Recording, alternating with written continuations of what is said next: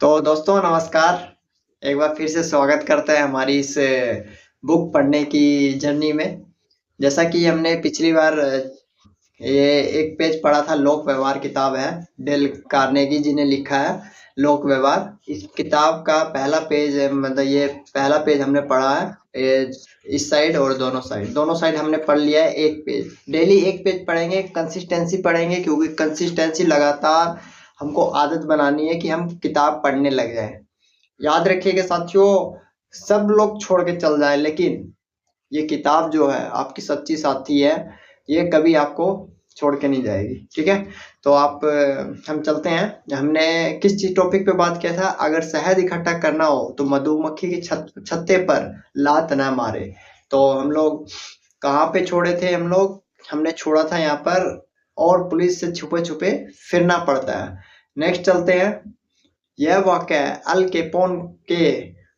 Capone के है, जो अमेरिका का सबसे कुख्यात बदमाश था। शिकागो में उस जैसा खतरनाक गैंग लीडर नहीं था, परंतु अल कैपोन खुद को दोषी या अपराधी नहीं मानता था।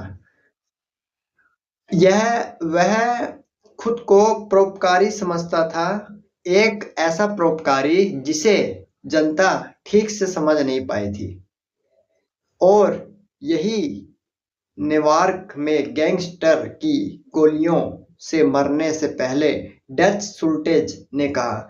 न्यूयॉर्क के सबसे कुख्यात अपराधियों में से एक डच सुल्टेज ने एक अखबार को दिए इंटरव्यू में कहा कि वह जानता है कि भलाई करता है, और उसे और उसे इस बात का पूरा यकीन था। ओके, मैंने इस विषय पर न्यूयॉर्क की बदनाम सिंग सिंग जेल के वार्डन लुइस लॉस से लंबा पत्र व्यवहार किया। वे कहते हैं सिंग सिंग जेल के बहुत कम अपराधी अपने आप को बुरा समझते हैं। वे वे उसी तरह इंसान हैं जैसे कि आप और मैं, इसलिए वे तर्क देते हैं, खुद को सही साबित करते हैं। वे आपको यह बता सकते हैं कि उन्हें तिजोरी क्यों तोड़नी पड़ी, यहाँ उन्हें गोली क्यों चलानी पड़ी। सही या गलत तर्कों के द्वारा अधिकांश अपराधी अपने अपराधों को सही ठहराने की कोशिश करते हैं और यह मानते हैं कि उन्हें सजा नहीं मिलनी चाहिए थी। अगर अल कैपोन दुनाली बंदूक कार्ले डच सुल्टेज और जेल की दीवारों में कैद कुख्यात अपराधी अपने आप को दोषी नहीं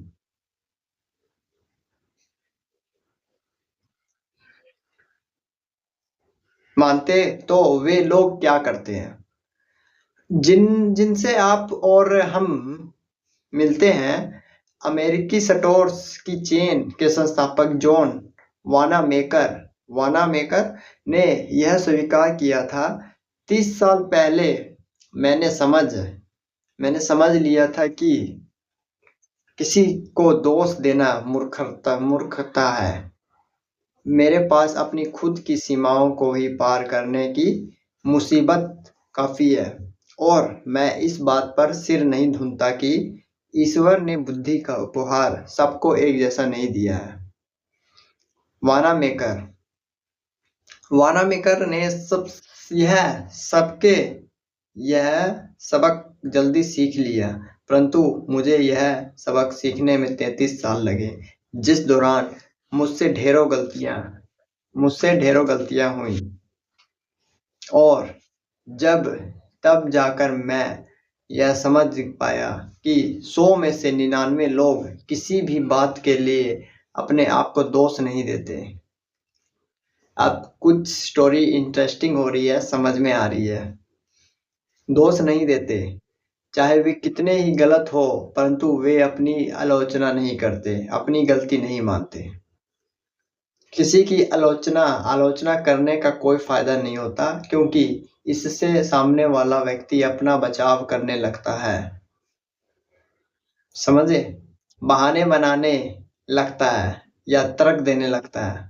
आलोचना खतरनाक भी है, क्योंकि इससे उस व्यक्ति का बहुमूल्य आत्मसम्मान आहत होता है, उसके दिल को ठेस पहुंचती है और वह आपके प्रति दुर्भावना रखने लगता है। विश्व प्रसिद्ध मनोवैज्ञानिक बी हेफ स्किनर ने अपने प्रयोगों से यह सिद्ध कर दिया कि जिस जानवर को अच्छे व्यवहार के लिए पुरस्कार दिया जाता है, वह उस जानवर से ज्यादा तेजी से सीखता है जिससे खराब व्यवहार के लिए दंड दिया जाता है।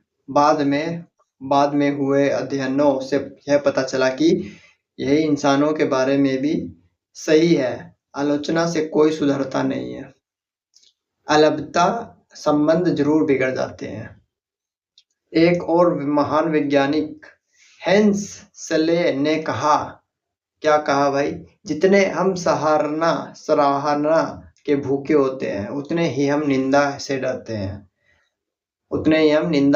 हैं। आलोचना या निंदा से कर्मचारियों, परिवार के सदस्यों और दोस्तों का मनोबल कम हो जाता है और उस स्थिति में कोई सुधार नहीं होता जिसके लिए आलोचना की जाती है। एनिड ओक्लाहामा ने जॉर्ज बी जॉनस्टन एक इंजीनियरिंग कंपनी में सुरक्षा प्रभारी थे, जिनकी एक जिम्मेदारी यह थी कि जब भी कर्मचारी फील्ड में अपना काम कर रहे हो तो कर्मचारी अपने हेलमेट लगाए रखें। पहले तो वे जब भी किसी कर्मचारी को बिना हेलमेट लगाए देखते थे तो उन्हें बर्दाश्त नहीं होता था। वे नियमों का हवाला देते हुए उसे सख्त आदेश देते थे कि वह नियमों का पालन करे। परिणाम यह होता था कि कर्मचारी मन मारकर उसके आदेश का पालन तो करते थे, परंतु अक्सर उसने जाने के बाद अपने हेलमेट फिर से हटा देते थे। मतलब उनके जाने के बाद अपना हेलमेट फिर हटा देते थे वे लोग। साथियों, एक्चुअली अपना ना जो टारगेट है, एक पेज पढ़ने का है, एक पेज और दोनों साइड। तो एक पेज दोनों साइड मैंने पढ़ लिया है, उससे थोड़ा सा आगे बढ़ गया, तो थोड़ा सा और पढ़ लेते हैं, अपनी थोड़ा सा वो बढ़ाते हैं, स्पीड नहीं, मतलब क्राइटेरिया बढ़ा देते हैं। उसने दूसरी तरकीब आजमाने का फैसला किया। अगली बार जब उसने कुछ कर्मचारियों को बिना हेलमेट के देखा तो उसने उनसे पूछा कि क्या हेलमेट आरामदेह नहीं है या उनकी फिटिंग सही नहीं है। फिर मुस्कुराते हुए उसने उन लोगों को यह बताया कि हेलमेट उन्हें चोट से बचाने के लिए है और इसलिए काम करते समय उन्हें अपनी सुरक्षा के लिए हेलमेट पहनना चाहिए।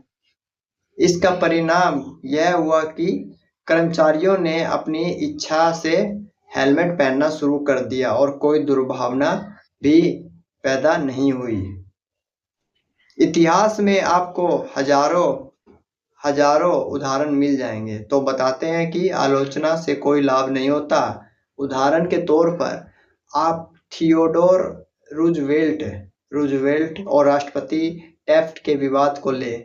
एक ऐसा विवाद जिसने रिपब्लिकन पार्टी में विभाजन करवा दिया, वुडरो विल्सन को व्हाइट हाउस में बिठा दिया और प्रथम विश्व युद्ध में बड़े चमकदार अक्षरों में कुछ लाइनें दर्ज करवा दी और इतिहास का रुख बदल दिया।